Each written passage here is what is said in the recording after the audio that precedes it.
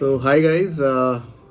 आज की इस वीडियो में मैं डिस्कस करने वाला हूँ स्पोर्ट्स बिजनेस को कैसे स्टार्ट किया जा सकता है।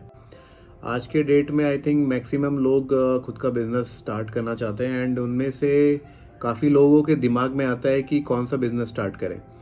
तो मैं उनको सजेस्ट करूँगा कि अगर वो स्पोर्ट्स कैटेगरी के बिजनेस स्टार्ट करना चाहते हैं तो बिल्कुल बेशक कर सकते हैं, बट कुछ चीज़ों का ध्यान रखना बहुत ही इंपॉर्टेंट है। और मैं इसलिए बोल रहा हूँ, मैं अपना एक्सपीरियंस आपके साथ शेयर करना चाहता हूँ क्योंकि मेरे को ये स्पोर्ट्स बिजनेस ओपन किए हुए लगभग 1.5 ईयर्स हो चुके हैं। जब मैंने ये स्पोर्ट्स बिजनेस स्टार्ट करा था तो मेरे को भी काफ़ी चीज़ों का नॉलेज नहीं था, बट धीरे धीरे ग्रेजुअली मुझे काफ़ी लर्निंग्स मिली इस चीज़ों पे। तो मैं एटलीस्ट कुछ पॉइंट्स आपको सजेस्ट कर सकता हूँ कि आप इन बातों का अगर आप ध्यान रखोगे तो डेफिनेटली आपको कोई आगे चल के परेशानी नहीं होगी।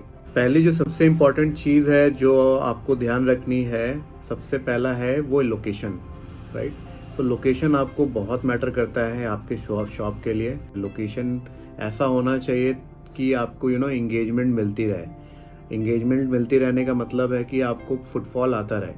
आप चूंकि नए हो उस मार्केट में तो आपको लोग तो मतलब एक से ढूंढ के तो नहीं आएंगे, बट आप किसी ऐसे लोकेशन पे रहोगे कि जहाँ पे फुटफॉल ज़्यादा है। मार्केट, फॉर एग्जांपल मार्केट, अगर मार्केट में आप मार्केट के लोकेशन पे अगर आप शॉप खोलते हो तो आपको बहुत ही ज़्यादा फ़ायदा होता है क्योंकि वहाँ पे ऑलरेडी फुटफॉल रहता है। तो वो डेफिनेटली अगर आपको देखेंगे, आपके शॉप को देखेंगे तो वो डेफिनेटली आपके शॉप में कुछ ना कुछ रीज़न से आएंगे ही आएंगे।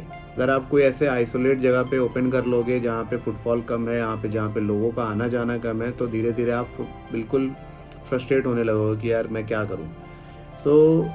जब आप स्टार्ट कर रहे हो तो थोड़ा सा वेट करके, थोड़ा सा रिसर्च करके, थोड़ा लोकेशन का चेक करके आप ये देख लो, ये इंश्योर कर लो कि अगर मैं इस जगह पे अपना शॉप ओपन करता हूँ तो वहाँ पे फुटफॉल कैसा रहने वाला है। सेकेंड पॉइंट मैं आपके साथ डिस्कस करने वाला हूँ वो है स्पेस। स्पोर्ट्स कैटेगरी में स्पेस बहुत मैटर करता है। स्पेस एक काउंटर ओपन करने के लिए आपको अप्रॉक्सीमेटली मिनिमम से मिनिमम 200 से 500 के बीच का स्क्वायर फीट अगर आपको मिल जाए तो दैट इज़ इनफ, मतलब स्टार्ट करने के लिए। बट वैसे तो स्पोर्ट्स कैटेगरी में एटलीस्ट 500 टू 1000 का स्क्वायर फीट तो चाहिए होता है क्योंकि बहुत सारे सामान होते हैं और आपको सामान रखने पड़ेंगे हर कैटेगरीज के। लगभग 2 ही पीस रखो, 5 पीस ही रखो, लेकिन रखने होंगे क्योंकि आपको नहीं पता कि जो भी कस्टमर आ रहा है वो आपसे किस स्पोर्ट्स के लिए आस्क कर सकता है। थर्ड पॉइंट जो मैं बताना चाहूँगा वो है फंडिंग। अब आप सोच रहे होंगे कि स्पोर्ट्स बिजनेस तो स्टार्ट करना है बट इसमें कितने पैसे लगते होंगे। तो जब मैंने स्टार्ट करा था तो मुझे बिल्कुल आइडिया नहीं था, सही बताऊँ तो। बट धीरे धीरे मुझे आइडिया लगा एंड जो मैं अपने एक्सपीरियंस से बता रहा हूँ, एटलीस्ट एक छोटा मोटा शॉप भी ओपन करने के लिए, स्पोर्ट्स शॉप ओपन करने के लिए आपको एटलीस्ट 4 से 5 लाख रुपए का फंडिंग की ज़रूरत पड़ेगी ही पड़ेगी। आपके मन में ये भी एक सवाल आता ही होगा कि अगर शॉप ओपन करना है तो जीएसटी मैंडेटरी है या नहीं है, जीएसटी, ट्रेड लाइसेंस वगैरह। तो मैं आपको बता दूं, अगर आप एक छोटा सा सिर्फ काउंटर ओपन करने जा रहे हो तो आपको जीएसटी उस टाइम मैंडेटरी तो नहीं है, बट आपको ट्रेड लाइसेंस चाहिए होगा। बट अगर आपको ऑनलाइन भी काम करना है, जैसे आपको फ्लिपकार्ट, अमेज़ॉन और जो भी ऑनलाइन साइट्स है वहाँ पर अगर आपको काम करना है तो आपको डेफिनेटली जीएसटी रजिस्ट्रेशन चाहिए ही होगा। सो जीएसटी ट्रेड लाइसेंस आप पहले ही बनवा लें तो आपके लिए ज़्यादा अच्छा है। सो ये तो सारे हो गए, मतलब इंफ्रास्ट्रक्चर, ये सारी चीज़ें, फंडिंग एंड ऑल, सारा किस तरीके से कैसे क्या लगेगा। बट सबसे इम्पॉर्टेंट चीज़ जो आपके दिमाग में आता होगा कि अगर आप कोई भी बिज़नेस स्टार्ट करने जा रहे हो तो उसके लिए आपको क्या प्रॉफिट मार्जिन मिल सकता है।